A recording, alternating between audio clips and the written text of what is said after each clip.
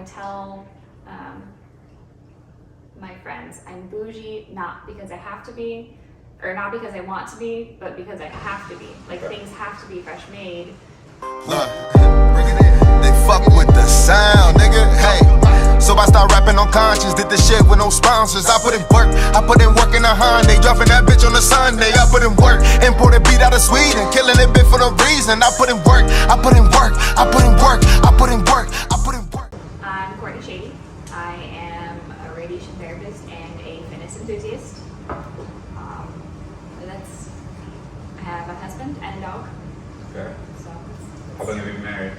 we've been married, oh my gosh, this is terrible. 2018, so for almost 4 years. Almost 4 years, Almost 4 okay. years. Okay. Yeah. Okay. I've had our dog for 7 years. Okay. Okay. So the dog wasn't that like a trial period. Yeah, kind of.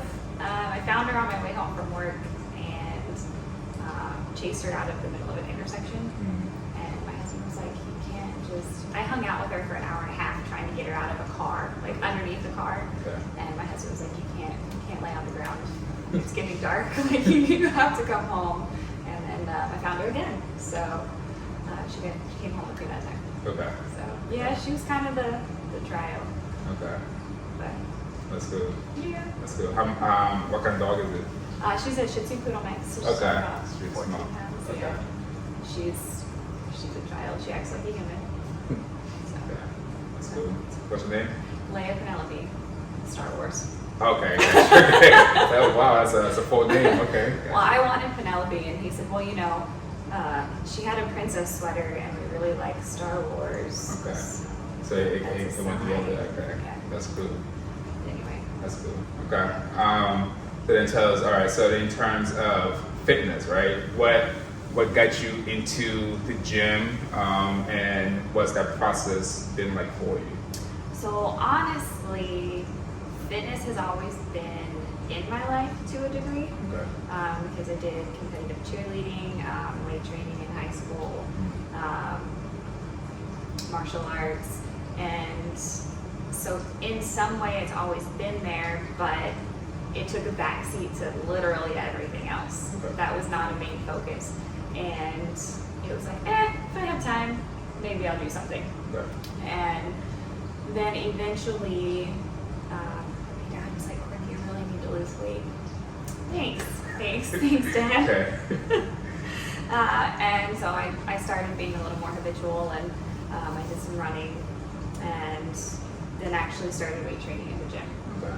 And that was 2000, was it 15 years ago? Okay. And I really got into it when my now husband, then boyfriend, was getting ready to deploy. Okay. And I wanted to look better for when he came home. So I Googled, don't hate me, I Googled a fitness coach. Okay. Okay. I always see the free trials at the gym. That's not for me. I don't like having other people watch me be trained. Like that was always my mentality. Okay. It's not my mentality anymore. Okay. I'm trying to get what you don't like other people. So you're basically you don't mind the trainer. You just don't mind other people watching you. Right. Okay. Gotcha. Right. Makes sense. Right. So and that was one of being a female in a gym. I didn't like other people seeing me train in general. Okay. And then having people tell me what to do while other people Watch it was not my cup of tea. But anyway, that's not my thing anymore. But so I joined this coach's fitness team. So she was very similar to me. Okay. She did martial arts, she did gymnastics.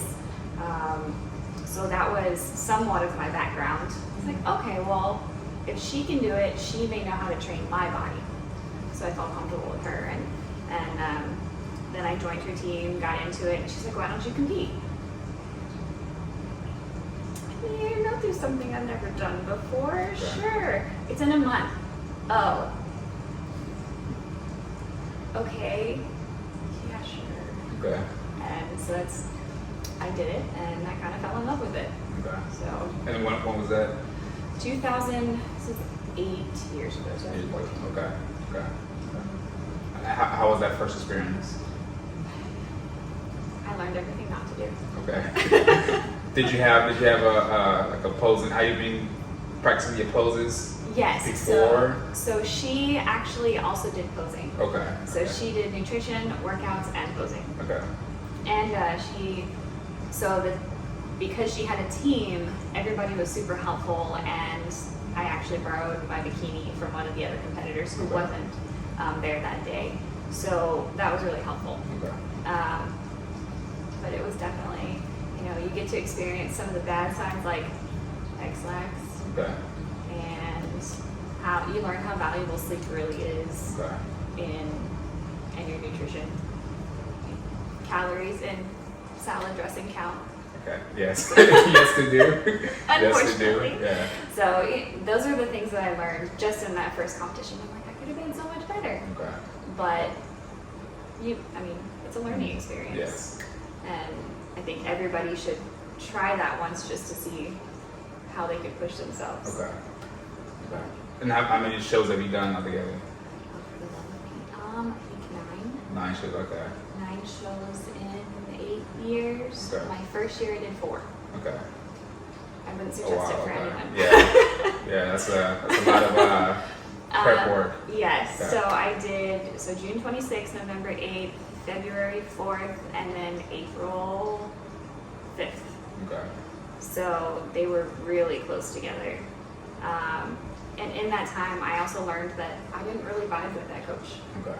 She and I had nutritional and training differences of opinion, Okay. and also safety aspects. Okay. So that's the other thing, like when you sign up for the free training session, you meet a coach that they assign you. Sometimes you vibe with them, sometimes you don't. And sometimes it works out great, and sometimes you move on. So this coach was someone you got online, not at the local gym? Correct. Okay. Correct. The local gym trainer was a guy that really didn't take my opinions of how I wanted my body. He didn't take my wishes and concerns of how I wanted my body to look seriously. He was just like, this is your first session, just do what you want. Okay. Not like most of the trainers I've actually worked with. Right. So it was that put me off. Okay. But yeah. Right. So when you say you had different philosophies in terms of nutrition and health and safety, right? Let me just double check, make sure this is recorded, because then if not, we'll have to start over again. Nope, beautiful, it's recording. Okay. All right, no problem. Okay. So in terms of like nutrition, you mentioned there's ideological differences, yes. right? Which almost it's like a religion, right? You can't have that and then still be successful, right? So, like, what were some of those differences? Well, she gave everybody a cookie cutter plan, which cookie cutter plans sound terrible, but in reality, they work for most people. Okay. So, but she gave everybody a cookie cutter plan that was designed for her specifically. Okay. So she gave it to men, women, bikini competitors, fitness competitors, physique competitors, men's bodybuilding. All of us had literally the exact same lifting plan. And then I had 3 to 4 hours of cardio a day. Okay. Wow. Wait for it, it gets worse. So me being naive, I trusted her and I said, hey, I really don't like the asparagus on my plan, and I don't like the green beans on my plan. Can I switch it out for something else? Well, that took my calories down to 773 calories a day for 6 weeks. Wow. You see? Wow. Okay. Wow. And she also wanted to use performance-enhancing drugs. Okay. And I did not want to sacrifice my professional career for a hobby that I enjoy. Right. That and There was one other thing. I can't remember. But yeah, those are my two main. Okay. There's so many questions there. But okay. Wow. All right. So walk me through. Okay. Like prep week into competition and then out of competition. Like what were some things you're doing nutritionally, and then also from a metabolic level to make sure that your body doesn't crash, right? Because I'm sure you've experienced some type of symptoms when you go in and out of competitions, or how your body adjusts to food, right? And what the relationship is like, right? To be able to look at your body at a normal state and be okay with it, after seeing it, right, in a I guess more enhanced, right, version of yourself, and then like dealing with that versus your everyday, right? How are you able to juxtapose the two and be okay with who you are on stage and off stage? So every single prep has been different. Okay. So I've been with my current coach for 7 years. Okay. And not one prep has been the same. Okay. So like last year, I had steak and shrimp on my meal plan up until a week out. Okay. And then he switched it to turkey. Just turkey. Just turkey. Okay. Okay. Wow, that's a big letdown. I know. And this year was a struggle all around. I had chicken and turkey. Okay. If I never see another piece of chicken again, I will be happy. Okay. How many calories were you consuming this time around? I started at 2,300 calories, Okay. and slowly he whittled me down. He never goes under 1,300 calories. Okay. It was actually, yeah. Okay. Sorry, I like him already. Yeah. All right. Well, this is the reason I've stayed with him for so long. Okay. I've been through ups and downs, emotionally, physically, and he's just kind of gone with the flow, Okay. and helps me with my food to help maintain. So your food can also be a key factor in your mental health. Right. And so I think I had between 1,600 and 1,800 calories until he took away my banana and my Ezekiel bread, and then that was very depressing. Because those are my that's my good things. Okay. But yeah, between 1,600 and 1,800, and then peak week was only, so we only cut the calories 2 weeks out to about 13. Mm. And then peak week, after day 2 or 3, he starts to add calories back in. Okay. So you can actually be more full. So sometimes you see saggy, like competitors on stage with like the saggy wrinkle skins, skin, and it's because they have space to fill. Okay. So they can eat more. Okay. And I still had space to fill, but I was also measuring my calories, like my oats, I was measuring once they were cooked versus dry. Okay. And that's just because I didn't have any oats with me. Okay. So that would have made a difference Okay. in my outcome as well. So your food is a key factor in your peak week. Okay. Okay. So then coming out of competition, right? So I know there was a period where you did 4 back-to-back, so you're always in prep phase, so to speak. But what does that week after come? Let's speak about like from the other coach to the current coach you have now. How's that different for you? So the other coach, it actually really wasn't that different, because my mentality has always been, well, if you're going to keep going, just keep going. Okay. Like, have your weekend and then be done, and then get back into training. Okay. And he does reverse diet plans. She did too, but she didn't give it to you in until a week after you actually finished your show. Okay. And your reverse diet is actually incredibly important 2 days after. Right. So you compete on Saturday, you have Saturday, Sunday, you need it Monday. You start, yeah. Yeah. Because sometimes you get into a funk and you're like, why am I putting on all this weight so quick? And, well, it's because you're going back into a life that you haven't been into for 16, 20 weeks. Right. So he has my reverse meal plan the moment I get off stage. Okay. It's like, okay, well, you've You've done everything you need to do, enjoy, and when you're done having your meals, just go back to this week and this is what you're going to change. Okay. So, So relatively easy in terms of like getting back on. right. Okay. Okay.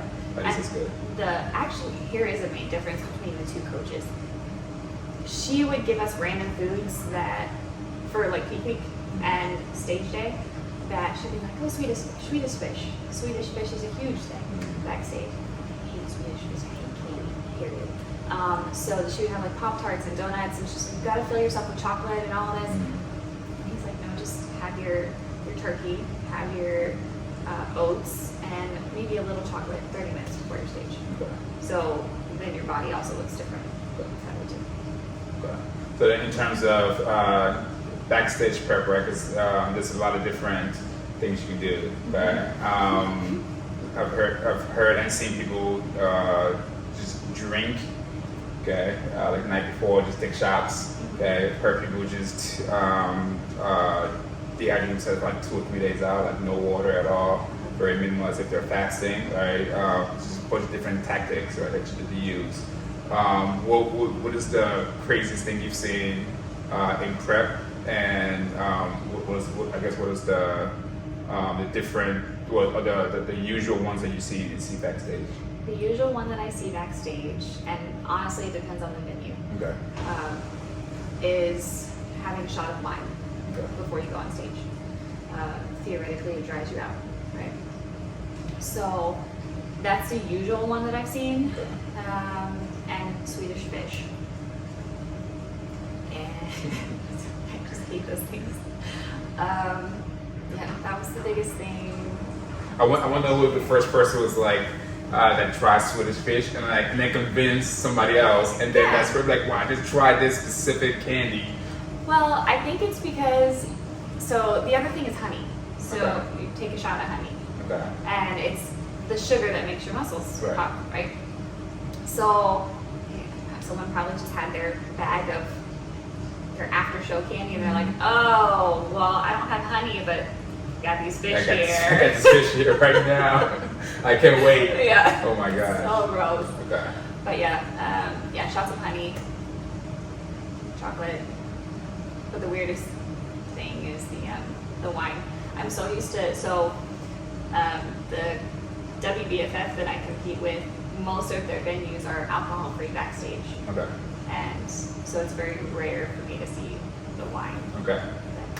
But we don't see it. This is Yeah. low key. Gotcha. Yeah. Right. That makes sense. I feel like everything else is, you see so many weird things that you don't know it's weird. Okay. That makes sense. Right. It seems like, oh, it's normal. Yeah. It's Yeah. coming to mind over there. Exactly. Okay. All right. Cool. So, in terms of, so let's say if you would, do you do any coaching yourself? I do not. I did coach some lifestyle clients, but unfortunately they were family members, and I've learned that if they don't have something at stake, like I started charging clients like $5 just to be like, okay, well, you paid me $5. Do you want your money's worth, or do you want to do nothing? So, so I just did some friends and family, and I learned that if they don't have something at stake, and if they don't have a goal, then they're not gonna get excited about it or even do it. Okay. So, Yeah, I mean, I'm gonna tell you just from years of training myself, even if they're paying thousands of dollars, right, to Sometimes you, they don't wanna do it. It's still, it doesn't change. Well, first of all, for me anyway, training, family, and like close friends, forget it, right? They don't listen, Yeah. right? Especially training a significant other. You can't. where I probably shouldn't have because that's how it affected my body, or I probably shouldn't have because it just tastes gross. Okay. Like it's like a mind game. Okay. Eventually, you do get used to it. Now, I still don't want chicken, so that's, Impressive. Okay. I have it every day and I still don't want it. But I know it's sometimes what I need. So like I mentioned, this last prep I had chicken pretty much the whole time, and I had my best body ever. Okay. So your body needs different things throughout your life. Sometimes you need a more fatty diet to help with your hormones. Sometimes you need a less fatty diet. Everybody's different, and it also plays into your hormones, which then play into your mental health. And so my food journey has just been adjusting to knowing what my body feels like after I eat different things. Okay.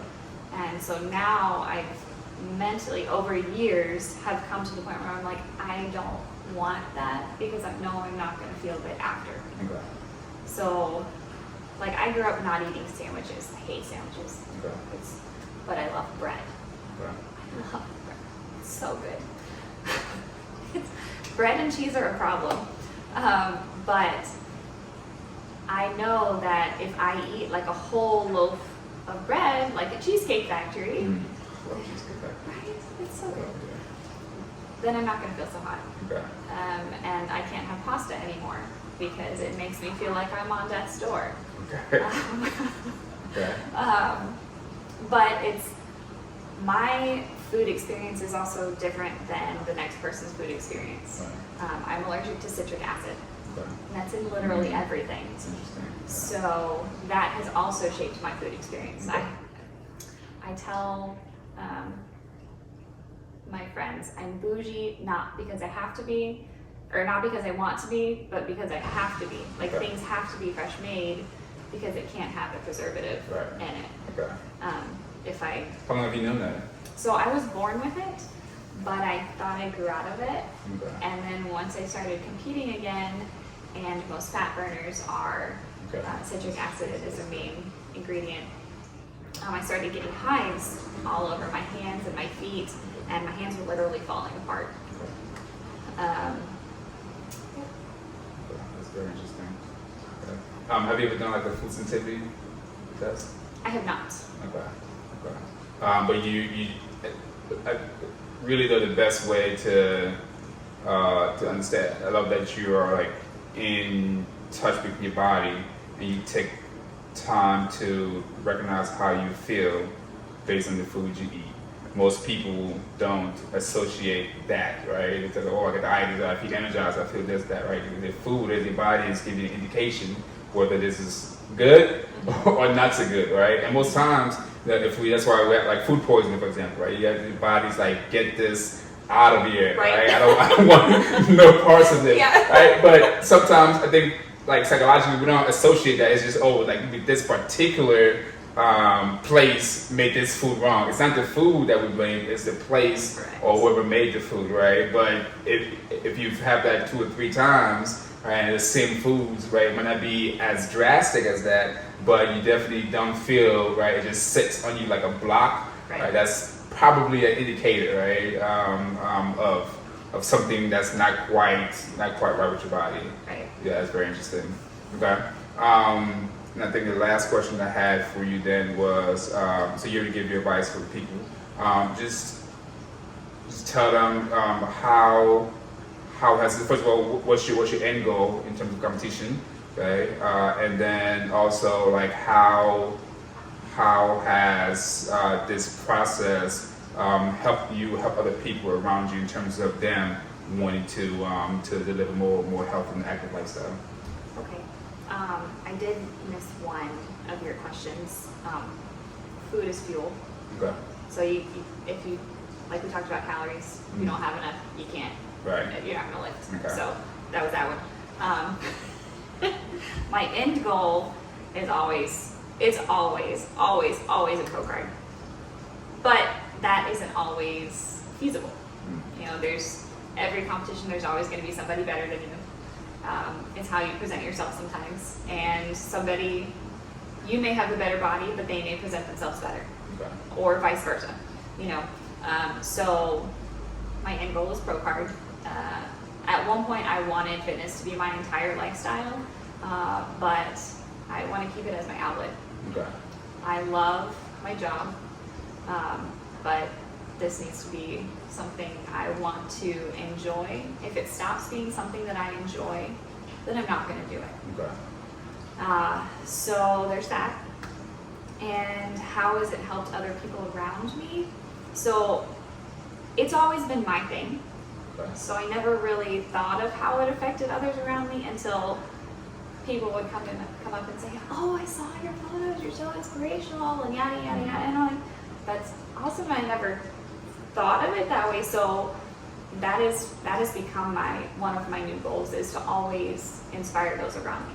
Okay. Because even if I affect just one person, Okay. and I bring them to something they enjoy, or so like working out is great for mental health. It helps people with depression, a multitude of other issues. I have degenerative disc disease, Okay. so weightlifting is actually one of the biggest aids for degenerative disc disease. So if I can just help even one person, then I'm set. Okay. So it has brought other people in my life and has inspired others to compete, as well as shoot for other goals that they didn't realize they had. So I'm happy with that. That's pretty cool. That's Yeah. pretty cool. All right. To everyone, social media, where you can find you. My Instagram is Sweet Gains Fitness, and that's about it. I don't have any other social media. Speaking of fitness. All right. Thank you so much Thank for you. coming and talking to us. Thank you for having me. I appreciate it. Me, darling, I go fight for your rights, I go die for you.